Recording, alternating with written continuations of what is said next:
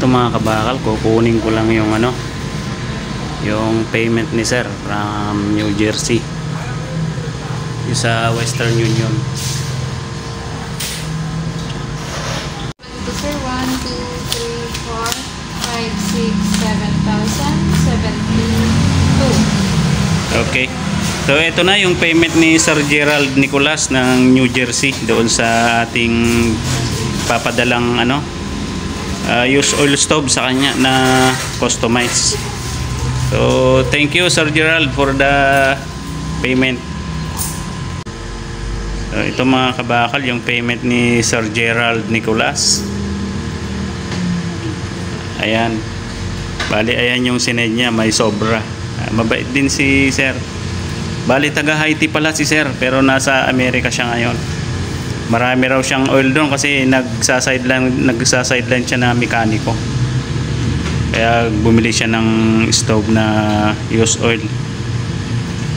Ito mga kabakal, i-claim ko ulit yung pinadala ni Sir Gerald Nicolas.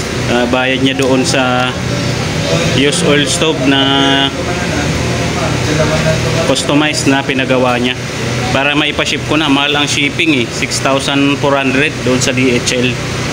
Nagbigay na siya nung una pero kulang. Okay. So dito na ako mga kabakal, dito sa DHL. Ipapaship ko yung item ni Sir Gerald Nicolas ng New Jersey.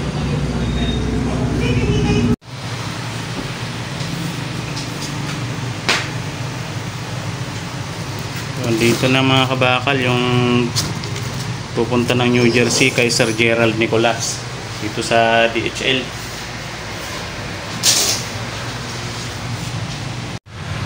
Sir, I'm now here at DHL. I'm going to ship your parcel. Jake? Dito ka sir na mag-picture. Malayo. Dito ka sir. Oh, this one sir, the weight of your parcel. So bale ito mga kabakal yung shipping papunta ng New Jersey, United States. Bale 2.8 kilograms yung chamber lang na may accessories.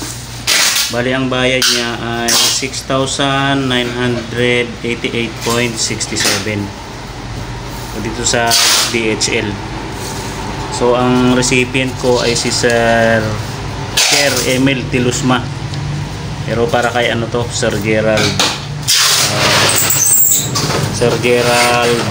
Nicolas. So, sir, yung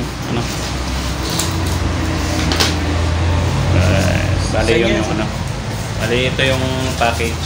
Ay sir, ilang araw pala bago makarating? 7 days. 7 days before I can to the destination. Ito mga kabakal, na-pa-ship ko na dito sa DHL yung papunta ng New Jersey kay Sir Gerald Nicolas. Bali 7 days daw ito bago makarating. Okay. Thank you Sir Gerald Nicolas for your purchase of my design of used oil stove chamber with accessories. Okay.